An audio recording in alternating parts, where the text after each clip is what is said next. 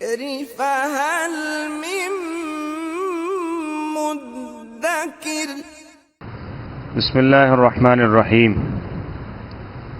سورۃ، یہ سورت انزلناہا، ہم نے اسے نازل کیا ہے، وفرضناہا،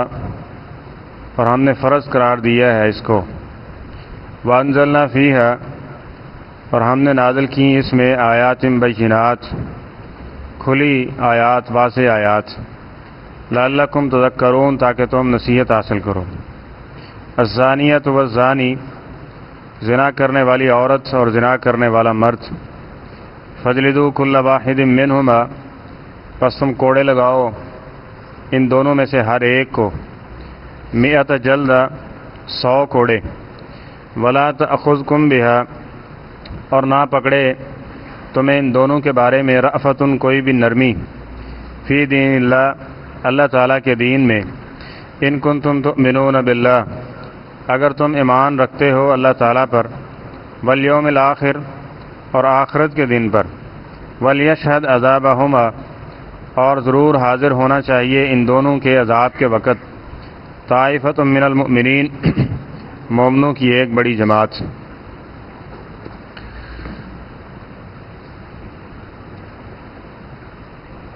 سورہ نور یہ مدنی صورت ہے، اور اس میں احکامات کے حوالے سے اللہ تعالیٰ نے آیات بینات ذکر کی ہیں۔ اس کا نام نور رکھا گیا ہے کہ یہ صورت معاشرے میں روشنی بھرنے کے لیے اس کے اصول و ضوابط کے مطابق چلنا ضروری ہے، اور ایمانی نور حاصل کرنے کے لیے بھی اس کے احکامات پہ عمل کرنا ضروری ہے۔ اور بھی کئی ایک اس کی توجیحات مفسرین نے ذکر کی ہیں۔ بہرحال معاشرے میں اور انسانی ایمان میں اس صورت کے احکامات جو ہیں ان پر عمل کرنا یہ باعث نور ہے، اور ان کی نافرمانی کرنا معاشرے میں بھی ظلمت، تاریکی، اور ایمان کے لیے بھی تاریکی اور ظلمت کا باعث ہے، جس کا آغاز اللہ تعالیٰ یوں فرماتے ہیں کہ سورۃ، یہ ایک ایسی صورت ہے انزلناہا، جس کو ہم نے نازل کیا ہے۔ باقی 30 پارے اور 113 صورتیں وہ بھی اللہ تعالیٰ نے نازل کی ہیں، لیکن اس کے بارے میں خاص طور پہ کہا کہ یہ صورت ہم اتار رہے ہیں۔ کیوں؟ اس لیے کہ جہاں پہ تھوڑا سا مسئلہ ہمیں ہمارے مزاج کے مخالف لگتا ہے نا، تو ہم کہتے ہیں شاید مولوی اپنے کو بنا کے دسن ڈیا ہے،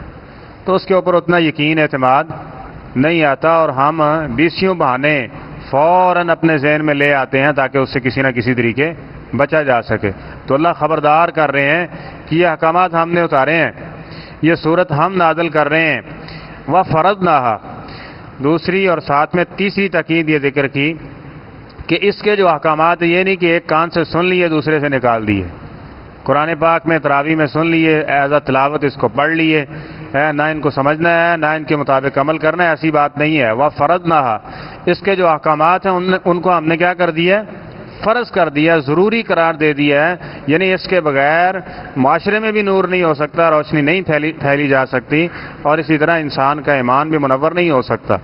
فرمایا یہ ہم نے اس کے احکامات کو مقرر کر دیا ہے، فرض اور لازم کر دیا ہے۔ وانزلنا فیہا آیات بینات، اور ہم نے اس میں واضح کھلی آیات نازل کی ہیں، واضح باتیں اس کے اندر کی ہیں۔ کس لیے؟ لعلکم تذکرون، تاکہ تم نصیحت حاصل کرو، اس سے کچھ تم فوائد اور زندگی جو ہے اس کو بہتر کرو۔ اور آغاز یوں کیا کہ الزانیہ، تو پہلا حکم یہ ہے کہ الزانیۃ والزانی، زنا کرنے والی عورت اور مرد، فجلدوا کل واحد منہما،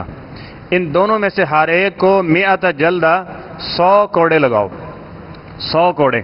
اب یہ غیر شادی شدہ کی اگر اس سے اس گناہ کا ارتکاب ہوتا ہے، چاہے وہ مرد ہو یا عورت ہو، تو اس کے لیے یہ سزا ہے کہ اس کو 100 کوڑے لگائے جائیں گے۔ اور حدیث پاک میں تضعیف بھی ہے، وہ کیا ہے کہ وَالتَّغْرِيبُ عام، 1 سال کے لیے اس کو جلا وطن کیا جائے گا، 1 سال کے لیے اس کو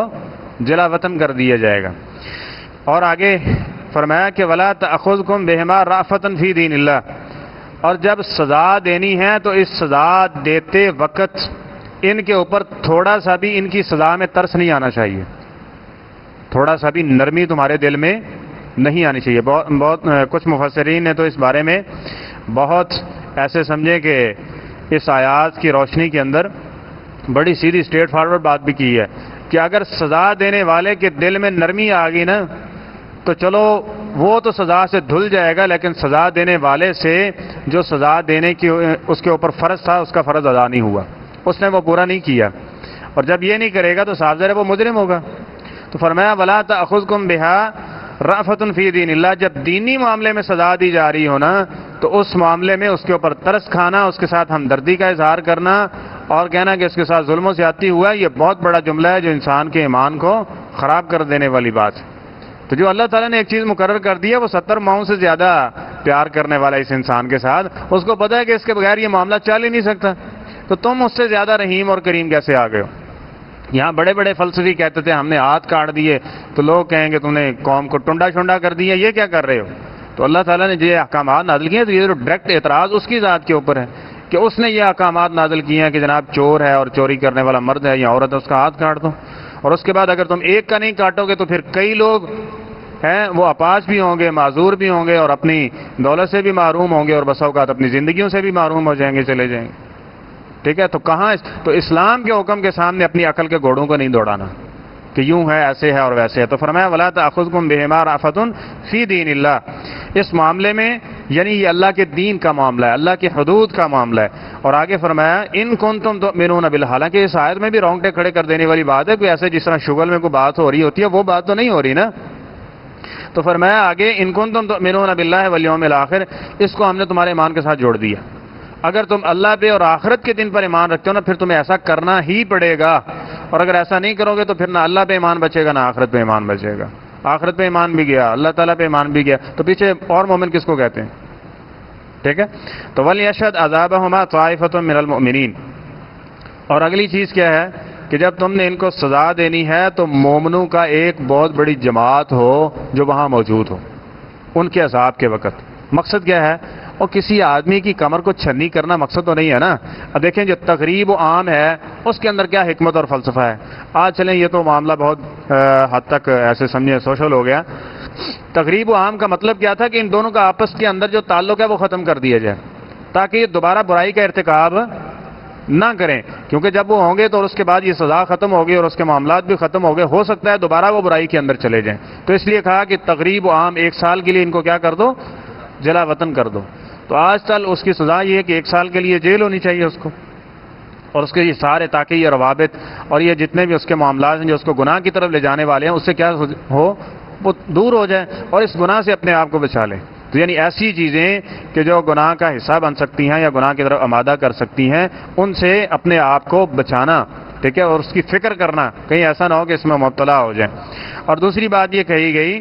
کہ اس کا پہلا تو یعنی اس کا تعلق تمہارے ایمان کے ساتھ ہے اور عقیدہ ہے تمہارا، اور دوسری چیز یہ ہے کہ جب ان کو سزا دینی ہے تو ایک مومنوں کی جماعت موجود ہونی چاہیے۔ اب دیکھیں ایک آدمی کو شرعی سزا لوگوں کے سامنے لائیو سزا دے دیں، ایک چور کا ہاتھ کاٹ دیں، ٹھیک ہے، ایک اس طرح کا جوڑا ہے تو اس کو لائیو سزا دیں، تو کیا خیال ہے کتنے لوگوں کی اصلاح ہو جائے گی؟ اور وہی جو گیا تھا گورا جو جس سے ہم کہتے ہیں آزادی دے کے گیا تھا، ٹھیک ہے، وہ ہمیں چند لوگوں کا غلام بنا کے چلا گیا۔ بہرحال اب وہ کیا طریقہ کار کیا ہے کہ تم نے سرگی کے ویلے سزا دینی ہے۔ سرگی کے ویلے سزا دینے کی کیا حکمت ہے؟